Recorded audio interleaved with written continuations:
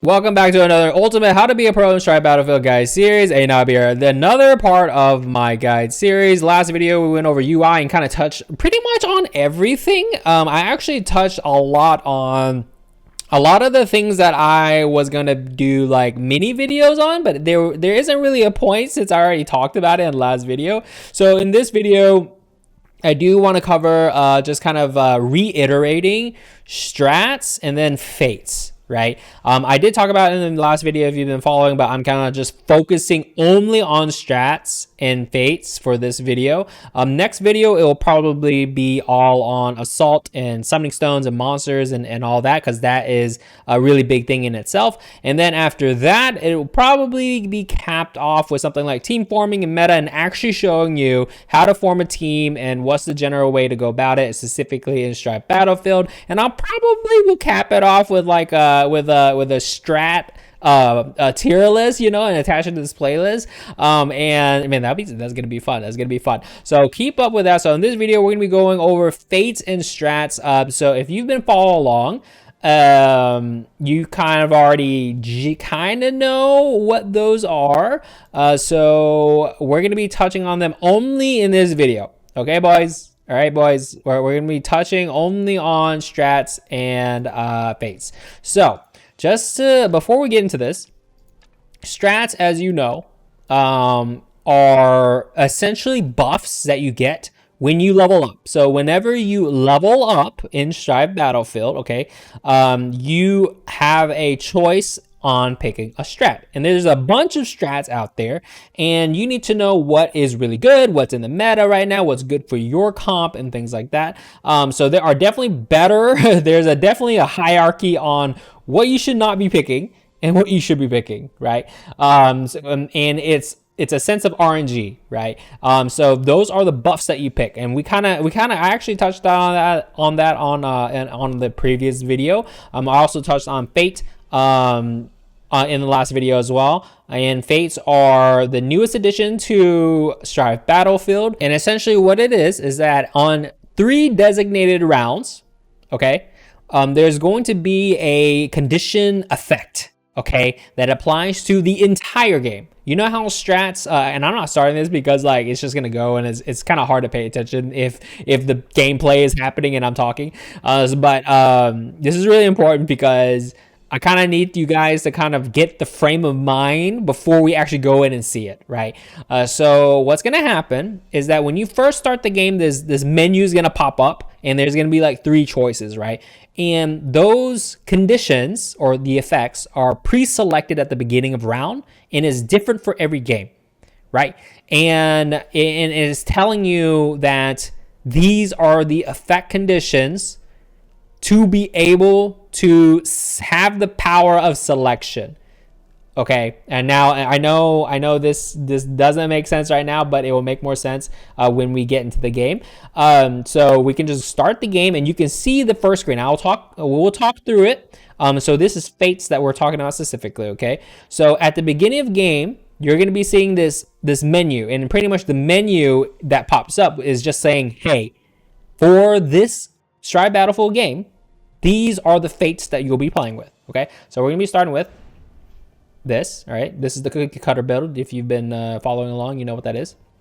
Okay, so the first screen that you're gonna be met with is like the hey overview. These are the ones that RNG selected. Boom. Okay. And then that's what that screen is. Okay, that's what that screen, and it goes away. And I'm not going to be building a team, like I said. This is just for pure fates and strats. Okay, boys.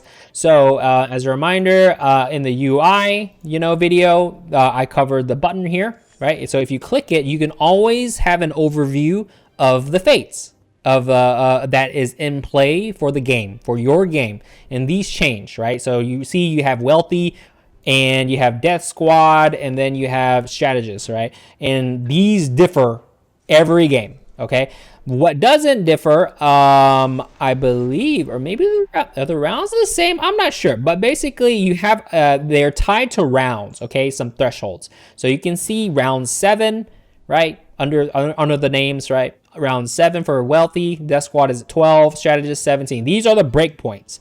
So at round 7, this fate will be selected.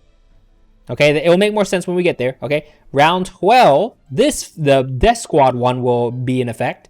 Round 17, Strategist Fate will be in effect. Okay, now the bottom text that is on the rest of the cards. So Path of the Wealthy, it says round 7, the one with the most silver selects. And then you can read the other ones, the one with the smaller troop size selects, etc. The one with the most accumulated strat XP selects. What that means is that's a condition.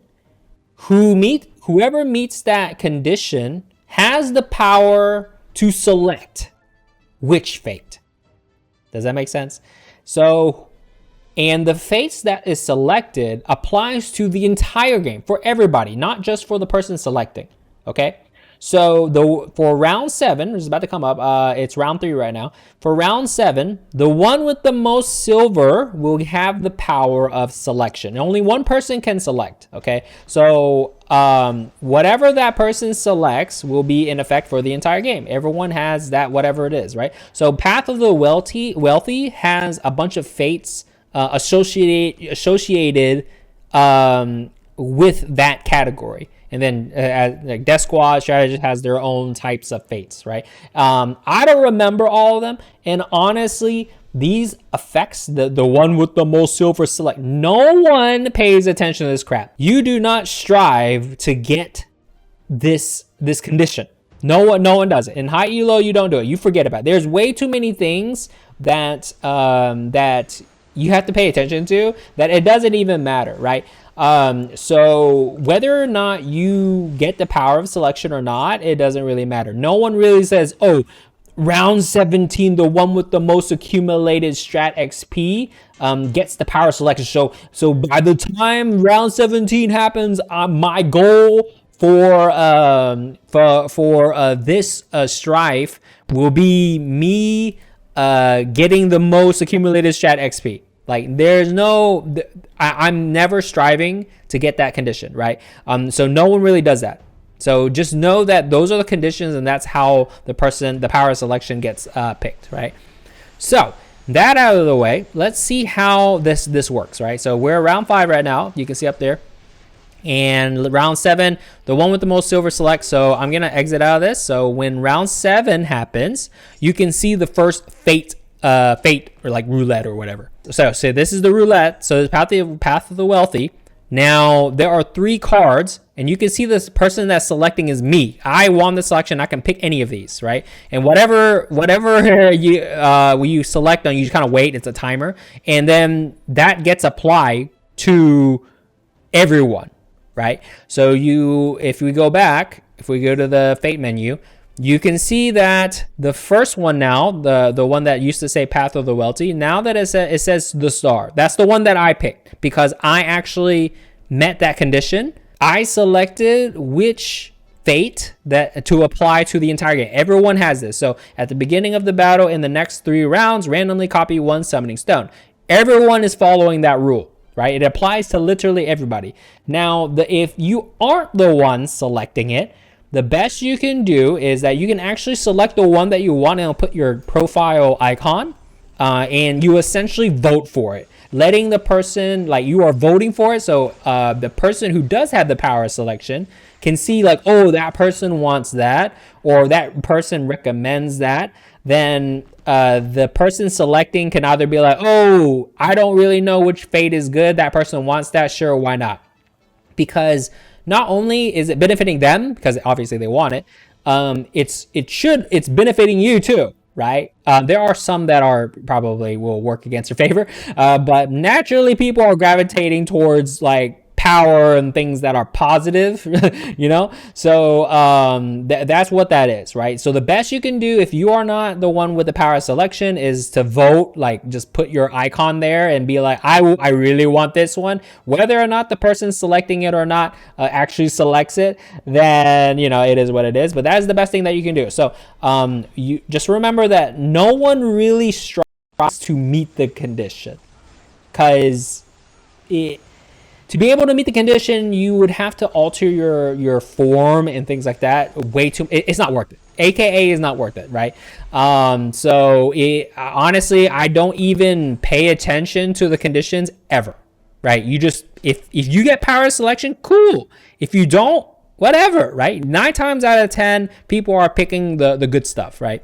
At least in high elo, obviously, I'm thinking about high elo. Obviously, the lower elo you are, not many people know what they're picking, so they're just picking whatever, right? And as you can see, when we were picking that first fate, you don't have a lot of time. You can't really skip it either, so there's that as well.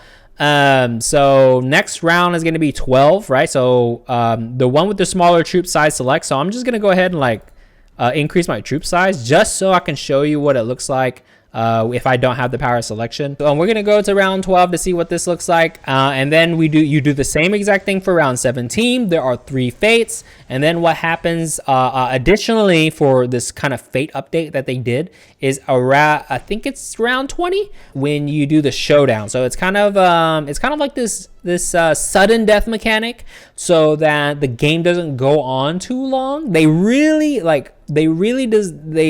the game and really designed the game around the fact that they really don't want people to prolong the game. So around 20, there's a sudden death thing where pretty much you roll for one of these sudden death effects and it makes the game pretty much harder. It escalates the game essentially, like double the monsters on the field, or higher tier monsters are more prominent and things like that. It essentially accelerates the end game, and that's their intention. Like they don't want people to be going round 30. So after this round, we will see the round 12 fate kick in, and then you can see what it looks like. So here it is. So Daniel Bot is the picker. So I can't do anything. I can vote for one. Like say if I really want the magician, I wouldn't. But say if I'm voting for the magician, I can vote for it. But the bot ultimately picked that one, right? So I'm stuck with it now, right? I'm stuck with it because somebody else picked it, and that's what it looks like. And basically that's it. So yeah, I mean the only other thing to show you guys is the sudden death showdown thing. You kind of do like a similar roulette thing, right? And you pick what is you don't pick, it's like a roulette. So no one has the power of choice there, and it selects one of the effects and it gets played, and then boom, you're in game, and there's sudden death and things like that. So there's that, and that's fates. That's the latest one. So next one is going to be Strats. So Strats is correlated to every time you level up, you get to pick a strat out of a certain pool, right? And you get a strat XP by doing various different things. So you get a base 10 every round, and then you get I believe I always think that it is, I don't know if because they adjusted it over time. So for a successful assault, you get 100, but I don't know if it scales if you get more than 100, if like depending on the round and things like that. I am not 100% sure, but it's around 100 for an assault. That's how I remember it, because otherwise it's too many numbers, bro. You get a strat XP by summoning monsters, right? We kind of briefly talked about it. I haven't done the monster video yet. That will be coming up soon. Probably be right after this one. So see, you get round 10. There's some text right here to kind of tell you, right, if you want the actual numbers on it. And you get strat XP, and then you level up, and the max level you can get is level 7, right? So every time you level up, you get to pick one, and you will select it, and then you can either select it, you can re-roll anything using your re-roll. You only get 5 at the beginning of the game. You can get more based on a specific unit, a specific monster unit, but typically you can't get any more of these, so you have to kind of use your re-rolls wisely and manage it, right? So if you don't want anything, like say if you don't like any of these, so you want to re-roll, and then you're like, oh, I like that, so you select it, right? And then boom, you're stuck with it. You can never remove this. You can't affect this in any way. You can't get rid of your opponent's strats. That'd be freaking OP. And I believe you can only have six. Don't quote me on that. I think it's 6. Pretty sure 6 feels right. 6 or 7. I'm pretty sure 6. And then yeah, that's it. And then you can view other players' strats too by clicking on them, so you can see that this person got God's Flame, Yin Yang, God's Guardian Excellence, Goblin Lord. That person just died. This person got that. So you can kind of see what other people are rocking. Honestly, I will tell you that what other people, well, it kind of goes into some consideration. Like, say for example, this guy's your person that you're trying to battle, right? Like, say you're like you and this guy, 100% you're first or second place, you're battling for first, or maybe you're just battling for second because first place is way too far, right? So you're like, okay, this person has this, do I even go for him, right? Like, his econ is crazy because he has Goblin Lord, etc., right? And each of these do different things. So you're like, you can view somebody, you're like, oh, this person has this or whatever, right? So that means that I can maybe counter it with this monster or this effect or something like that, right? So you can use it in your strategy. So strat, right? And yeah, there's a bunch of different strats. I am going to be doing a strat tier list. Probably to cap off this playlist, because I think that'd be a good one. So there's a bunch of different strats. There's like region based, there's class based, there's some super OP ones. There are definitely ones that suck, so you should never pick it and things like that. So just look forward to that one, because I don't think going into specific strats will do any good in this video, but I'll probably address it in my strat tier list and then tell you what ones are pretty staple and meta, right? So those are strats and fates. I think that wraps it up, boys. I think that wraps it up. So short and sweet. I say short and sweet. Short and sweet. And then the next one, I'm probably gonna go straight into monsters and just all about monsters, and things like that. And then after that, I believe we're gonna be going into straight team forming. I think we're gonna go to team forming and actually tell you, hey, this is like kind of the cookie cutter template, and then like these rounds, this is the beginning, like kind of a flow, and then you can take that, and then I'll talk about the meta, and then we'll probably do a strat tier list and things like that, and then just kind of tell you all about the team and formation. Because if you don't really understand how the mechanics work, like the Strife mechanics work, you can't really focus on like you need it in the back of your mind. You need to kind of know all the parts, otherwise you're using too much brain power, right? The whole idea is for you to use as least amount of brain power on sending monsters and forming your team, right? And it's just gonna come in time. This is not gonna come overnight, boys. It's not. Like, there's a lot of crap to freaking digest, right? So round 17, it looks like we are gonna be, hold on, we'll cap it off by showing you the showing you the sudden death screen. Round 21 is when the orc boss hits. Then like I said before, is that these rounds are pre-made, like it's preset. So round 21 is gonna be orcs. Round 22 is going to be race. Round 23 is going to be vampire. Round 24 is going to be the frost guy, Odin. Yeah, Odin is about when people die. See, showdown, boom. Here's the showdown, 22. And then see, and there are more than this. So this is plus more heat. This is double monsters that appear by default and things like that. So now there's going to be a bunch of rays, so you can see what the boss looks like. It's so many freaking units. This round is really hard to with this showdown. This one's really hard to pass. And that's what it looks like. That's what it looks like, boys. So pretty much around 22 is when showdown. To get my facts straight, 22 starts showdown, and then typically your games are either ending in round 22 or 24. That is around the benchmark of when your games should probably last or typically last. Obviously, you can go further than that, but Wraith 22, Odin 24 is usually when people die, right? When people die. But yeah, that is it. Strat, Fates, and then in next video we're going to be talking about monsters, and then after that we're going to be talking about team formation, and actually forming a team and actually like doing stuff. Okay, boys. So that'll be fun. Okay, so as always, thumbs if you liked it, subs if you loved it, and I'll see you next one, boys. Later.